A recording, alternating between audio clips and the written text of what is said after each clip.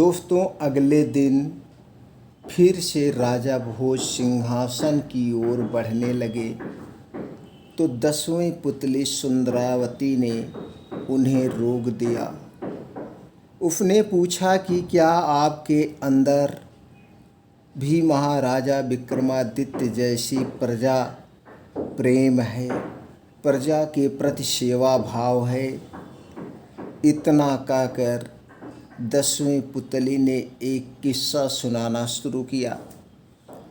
राजा विक्रमादित्य के शासन से उज्जैन की पूरी प्रजा खुश थी। सभी को राजा की दान वीरता और दयालुता पर गर्व था। उसी राज्य में महाराज विक्रमादित्य जैसा ही एक दयालु व्यापारी पन्नालाल भी रहता था। वो बिना किसी लालच के लोगों की हर दम मदद करता था। पन्नालाल का एक बेटा भी उसी के जैसा गुणवान था। दोनों बाप बेटी की अच्छाई के बारे में पूरा उज्जैन जानता था।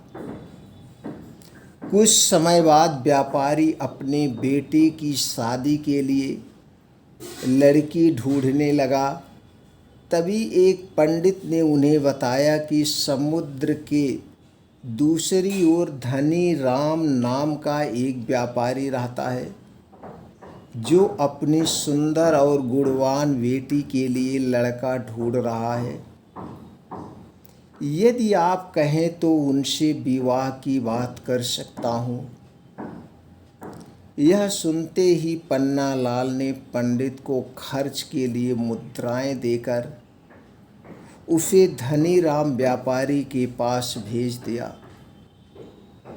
धनीराम को पंडित का प्रस्ताव अच्छा लगा और उन्होंने शादी के लिए हाँ कर दी। दोनों परिवार की सहमति के बाद शादी का शुभ मुहूर्त भी तय हो गया। विवाह होने के कुछ दिन पहले उज्जैन में बहुत तेज बारिश होने लगी। तब पन्नालाल सेठ ने सोचा कि अगर इसी तरह से बारिश होती रही तो दूसरे राज्य जाकर बेटे की शादी कैसे कराएंगे। अगर वहाँ नहीं पहुँच पाए तो बदनामी भी होगी। वह ऐसा सोच ही रहे थे कि पंडित ने पन्नालाल के चेहरे को देखकर उनकी चिंता समझ ली। पंडित से कहा, सेठ जी चिंता मत करिए, बस आप अपनी सारी समस्याएं महाराजा विक्रमादित्य को जाकर बता दीजिए। उनके पास हवा से भी तेज चलने वाला रथ और घोड़े हैं। वो ज़रूर आपकी मदद करेंगे। सेठ सीधे महाराज विक्रमादित्य के दरबार पहुंचा और अपने मन की बात हिचकिचाते हुए कही। व्यापारी की परेशानी सुनकर महाराज ने कहा, हर राजा की असली संपत्ति उसकी प्रजा ही होती है। आप राजमहल से रथ और घोड़े ले जा सकते हैं। व्यापारी के जाते ही विक्रमादित्य ने बेतालों को बुलाया और कहा कि बारिश बहुत तेज है, जाओ जाकर व्यापारी और उसके परिवार की रक्षा करो। तभी व्यापारी अपने बेटी की शादी के लिए पूरे परिवार और रिश्तेदारों के साथ रथ लेकर दूसरे राज्य के लिए निकल गए। चलते चलते चलते वह समुद्र के किनारे पहुंच गए। गहरा पानी देखते ही व्यापारी के मन में हुआ कि अब रथ से समुद्र कैसे पार हो पाएगा।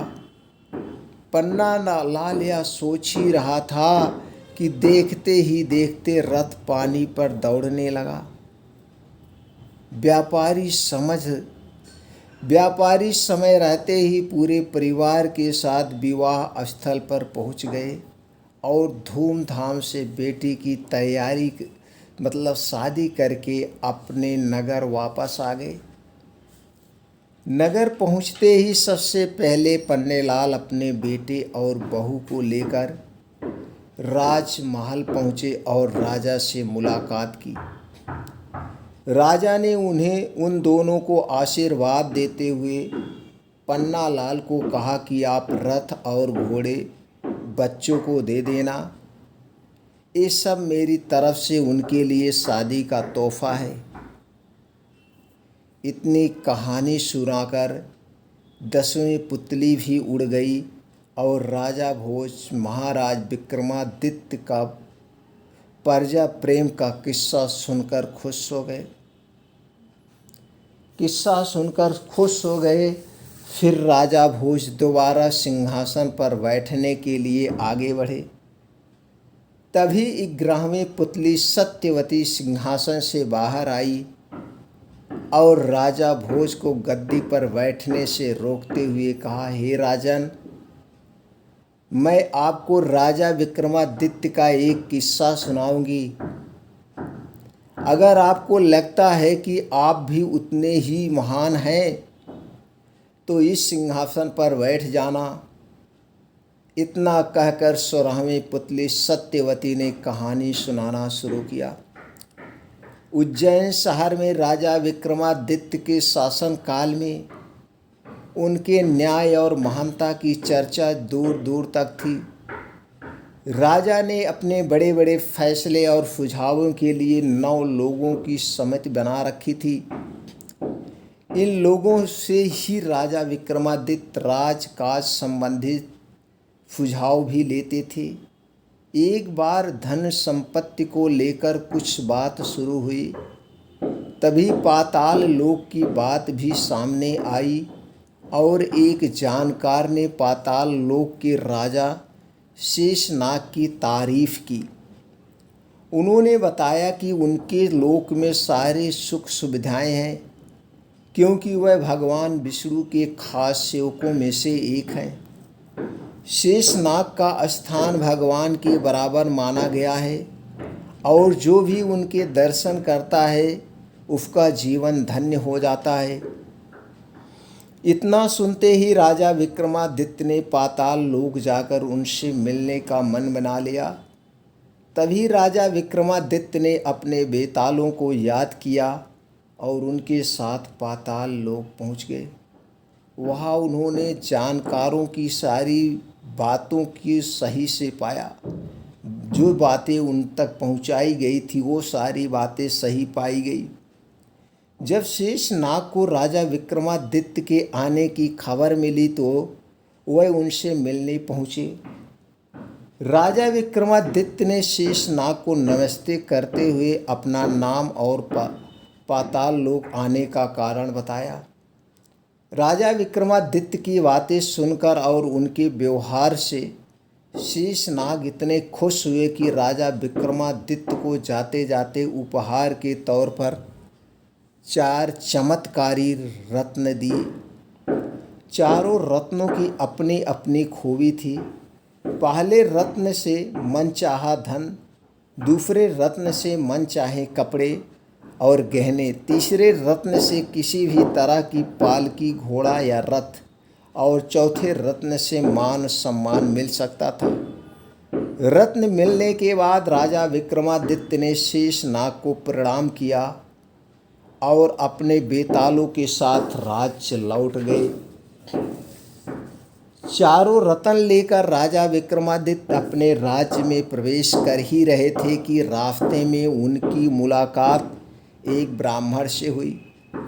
ब्राह्मण ने राजा से पाताल लोक की यात्रा के बारे में पूछा। राजा ने वहाँ हुई सारी बातें बता दी। सब कुछ जानने के बाद अचानक ब्राह्मण ने राजा से कहा कि आपकी हर सफलता में प्रजा का भी सहयोग होता है।